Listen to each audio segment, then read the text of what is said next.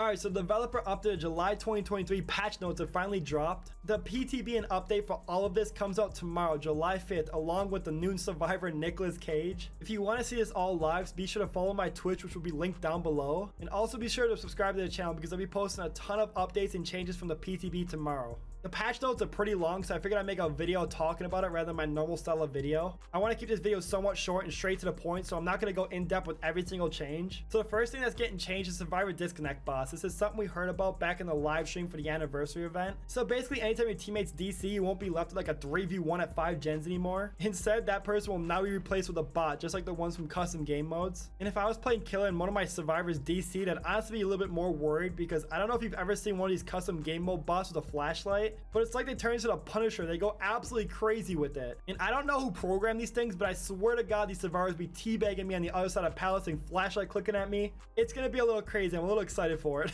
The next big change is the report feedback feature. Anytime you report someone, you now get like a log inside of your game that tells you when you reported them and why you reported them. And now it tells you the date of when behavior actually looked at the report and whether or not they banned the person for that report. So now it at least feels like your reports are somewhat doing something rather than getting thrown to like an endless void of reports.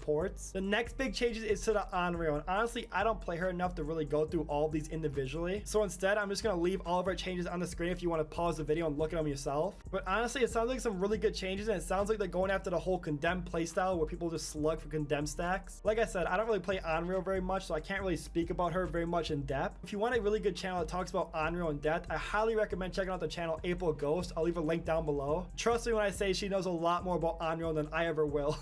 The next change is probably my favorite change on the entire developer update. They're finally making changes and getting rid of hook grabs, which thank you. I've been waiting for this forever. Basically what this is whenever a fully healed survivor goes for an unhook on their teammate, if a killer swings at them while they're in the animation of unhooking their teammate, the killer can fully grab them off and toss them on his shoulder and go hook that survivor now. It was the most annoying game of chicken ever, and it basically relied on your ping versus the killer's ping. Now whenever you're going for an unhook, the killer can interrupt you by hitting you, but they can't fully rip you off as if they snuck up on you on a gen. Honestly, my favorite part of the update. Very good change. The next big change is the brand new parts. They're actually hitting with a big nerf. Instead of taking off 22.5 seconds of a gen, they're now going to take off a max of 10 seconds. So all around a big nerf to the add-on, but one that definitely should have been done a while ago. All right, so now we got a bunch of killer perks that are getting changed, so I'll briefly go over each one. So first of all, Koopa Buff is finally getting a buff, and I couldn't be more excited for it. Instead of getting 1 token per gen to a max of 5 tokens, you now get 2 tokens per generator all the way up to a max of 10 tokens. This means you get 10 swings of Koopa Buff, and I'm actually kind of excited to see some of the killers using it now. Next is Claustrophobia, which is a Demogorgon perk that got turned into like a normal perk. Instead of just working on windows 32 meters around the gen that just popped, anytime a gen pops, all the windows around the entire map now get blocked. The next perk change is Hangmans Trick, and oh my god, they just keep doing my boy dirty and dirtier. Hangman's Trick now becomes a scourge hook, which means there's only 4 Hangman Trick hooks around the entire map. The perk of which you see a survivor is within 10 meters of any scourge hook now whenever you're carrying another survivor. So they buffed the aura of which you can see like a survivor near a scourge hook now, but it only works on 4 hooks around the entire map now. Yeah, I'm not gonna lie, this perk is just doomed forever, I think.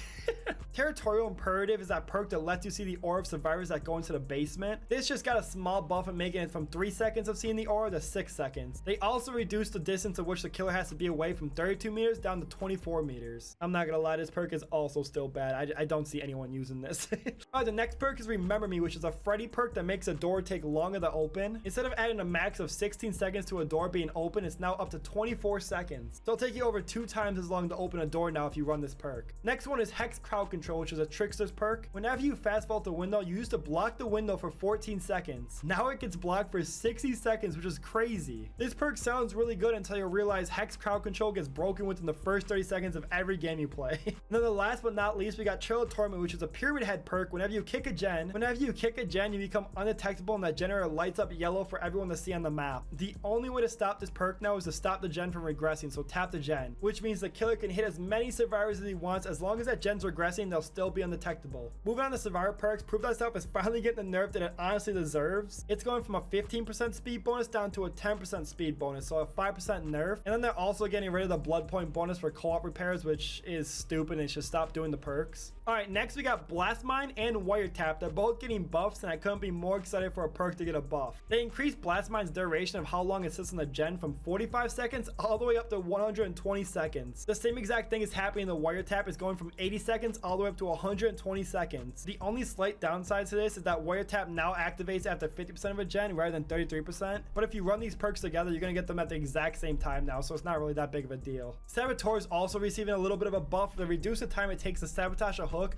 without a toolbox to 2.3 seconds rather than 2.5 seconds. Moving on, Clairvoyance got a slight buff. Clairvoyance now activates whenever you bless a totem rather than just cleansing it, so the exact same change they made the overzealous. Breakout also got a pretty big buff. Breakout now increases the wiggle speed of survivors by 25% rather than 20%, but now you have to be within 5 meters of range rather than 6 meters, so it's a little bit more risky. Buckle Up honestly got a pretty big buff. Upon healing a survivor from the dying state, both you and that survivor get the endurance status effect for 10 seconds. Yeah, you're gonna see a lot of this perk in Swift's, I think.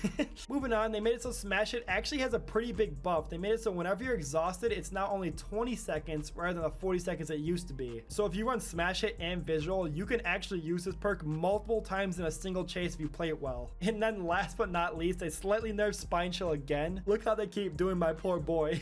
They made it so now that the visual tear race is available in the game, they just completely removed that aspect to the perk. Honestly, I don't know what to say about Spine Chill anymore, man. They crucified my boy. Alright, next we got some big killer changes. So first of all, we have the Pyramid Head. Whenever a Pyramid Head comes within 5 meters of his cage, the cage will disappear and reappear somewhere else on the map, kind of trying to make it so you can't camp a cage. They have said that this range is fairly small, so instead of being 5 meters away, it's 10 meters. And honestly, I love this change. Next, the Spirit got a bunch of add-on changes, but the only ones I'm going to focus on are Mother-Daughter Ring and Dried Cherry Blossom. Mother-Daughter Ring got a pretty big nerf from a 40% speed increase down to a 25% speed increase. Then Dried Cherry Blossom also got a nerf from seeing Killer Instinct from 4 meters away to 3 meters away. Honestly, some really good changes. I hate Mother-Daughter Ring, so I'm glad this finally came in. And then lastly, we also got changes for the Hag. She also has a couple add-on changes. They buffed Waterlogged Shoe to make her movement speed increase by 7.5% rather than 4.5%. And they also buffed Mint Rag from a 15-second cooldown down to a 10% cooldown before you can teleport. And then the last part of this patch notes and changes is the Coldwind Farms balance update. They made some big changes to all the Coldwind Farm maps, which is a really good thing because these maps are very annoying. We can't really say too much about this so far until we actually see the map tomorrow, so be sure to subscribe for that. I'll do a tour of all the maps. But basically they updated all the layouts and like changes around all like how the loops connect to each other. It also says they updated core tiles which add detail, and they also updated edge tiles along the map's outer core fences. I'm gonna be honest with you, I don't know what the fuck I'm looking at here. This looks terrible.